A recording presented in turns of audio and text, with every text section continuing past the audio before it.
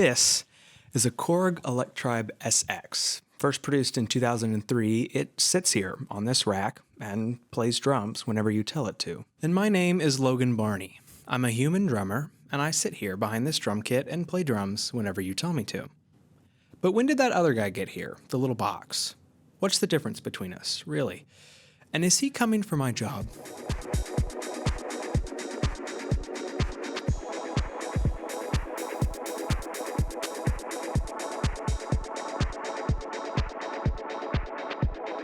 A drum machine is an electronic musical instrument. It plays percussive sounds, beats, or patterns. And whether its method for making those sounds comes pre-recorded, like on the Electribe, or generated with analog synthesis, a drum machine can fill the same timekeeping role as a musician behind a drum kit. Today, a drum machine might offer hundreds of features, like programming your own sequence in real time, or altering the sounds within that sequence. Things that might allow an expensive machine to compete with a live performer. But early forms of the technology were pretty rigid and rudimentary. But this didn't entirely stop people looking for an easy way to write and record drums for their music. But in the beginning, someone was looking at experimenting with the idea of rhythm itself. From 1930 to 1932, Leon Theremin, yes, the same Theremin who's responsible for this thing, developed the Rhythmicon, a keyboard instrument capable of playing notes in periodic rhythms proportional to the overtone series. It was commissioned by leading avant-garde composers Nicholas Leminski and Henry Cowell.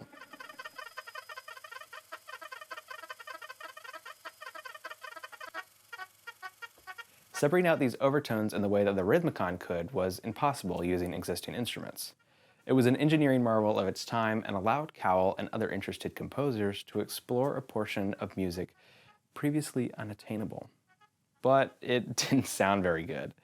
One reviewer, after seeing the Rhythmicon demonstrated with violin accompaniment in 1932, likened its lower notes to a cross between a grunt and a snort, and the higher notes to an Indian war whoop. The first commercial product that could be classified as a drum machine was actually a lot closer to the drum machines that we know today than you might think.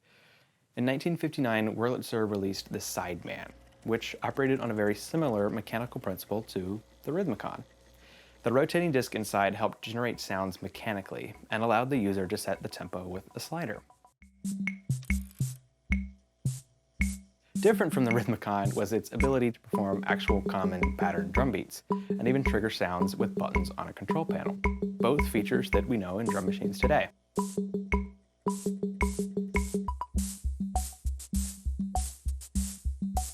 But the Sideman found its niche accompanied by a Wurlitzer organist. It allowed the organist to augment their performance with a percussive backdrop, without the need for a live performer.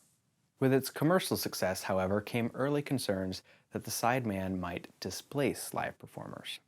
2 years after its release, the American Federation of Musicians ruled that local jurisdictions could regulate use of the Sideman as they pleased, so long as they didn't prohibit it entirely. The AFM outlined a few more concerns in their ruling as well. The Sideman couldn't replace a percussion instrument in a show performance, couldn't be used where dancing takes place, and couldn't displace a live performer in any way. While these conditions might seem restrictive, I don't think there's any musical instruments that local jurisdictions say I can't play. Wurlitzer was apparently pleased and took out an ad in Downbeat magazine praising the AFM for their progressive ruling. So we're seeing within this first early commercial device concerns that a new age electronic device might replace a working musician. The Sideman was intended for use alongside a single organist, but found its use case spreading beyond its base function. The American Federation of Musicians thought it salient to propose regulations about it. But the Sideman had one key setback in its quest to replacing the human performer. It didn't sound like a human performer. Sure, it could produce tones that were similar and served the same function. For the time, it was revolutionary. But they weren't good enough to replace live drums, only operate alongside or an entirely different context, just like the AFM ruled it could. It wasn't until a later commercial device found widespread and mainstream success that traditional musicians began to worry a little bit for their future. The Linn Electronics LM-1 drum computer debuted on the market in 1980. It was priced at $4,995, equivalent to $18,000 in today's money. And it was really significant because it used digital samples to provide the drum sounds, the first of its kind. The samples were recorded professionally and then stored on computer memory for a quality and accuracy and replication that honestly had never been seen before. It could incorporate swing and shuffle rhythms, accent beats, and even had the capability to program its patterns in real time.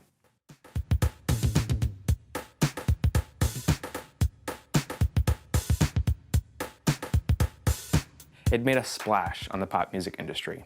Only about 500 were ever manufactured, but the LM1's distinctive sound could be heard on numerous hit records. Prince used it on 1999 and Purple Rain. The Human League bought one and used it on their 1991 album Dare, which reached #1 on the UK album charts and has even been certified triple platinum.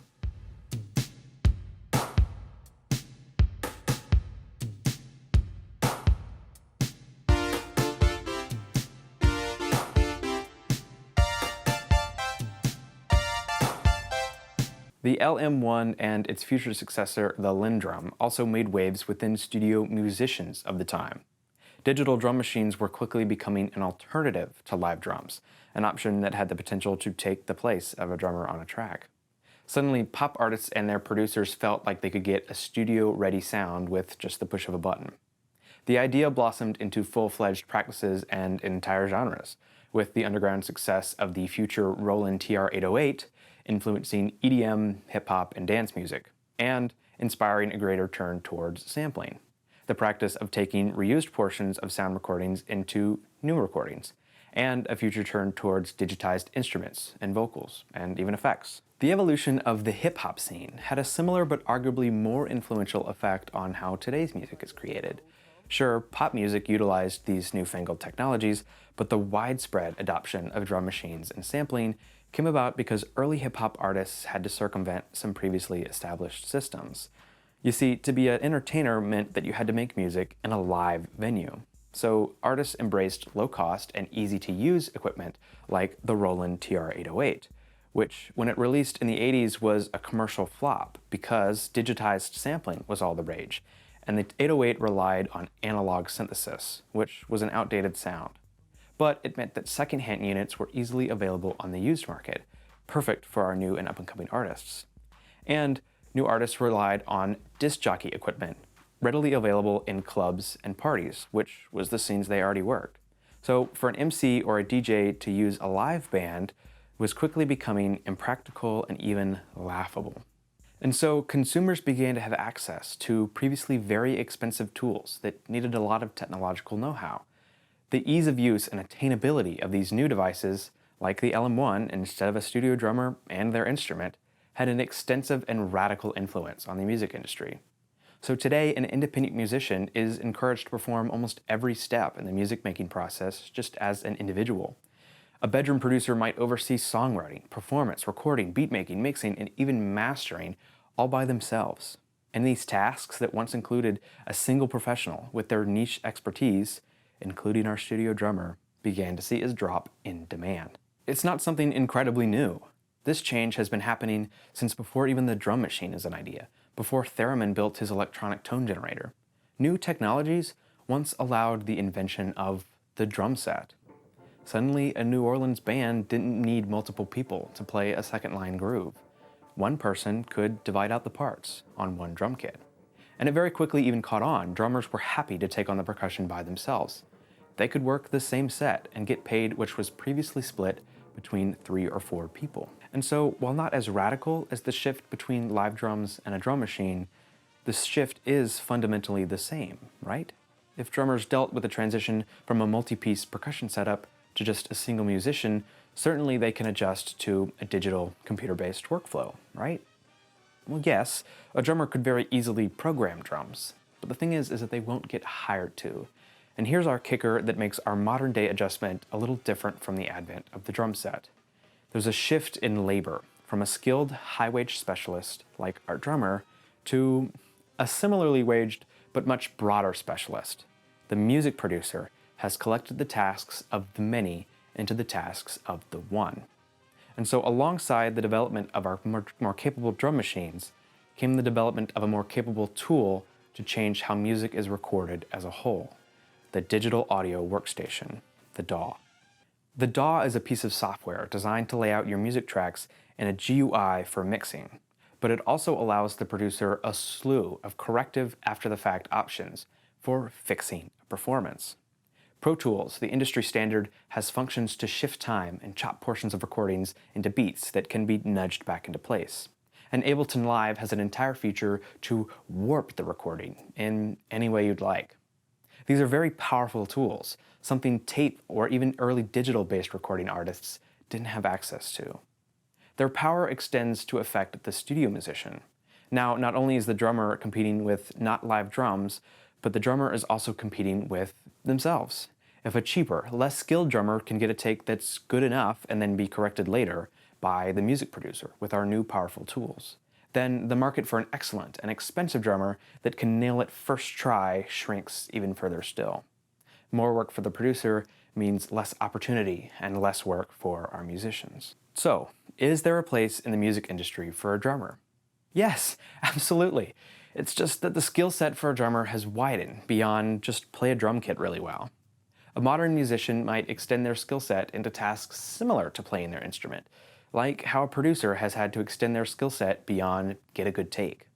The internet allows unparalleled access and collaboration with others, so a modern drummer might build a home studio and offer sessions and tracking for artists, producers looking for live drums.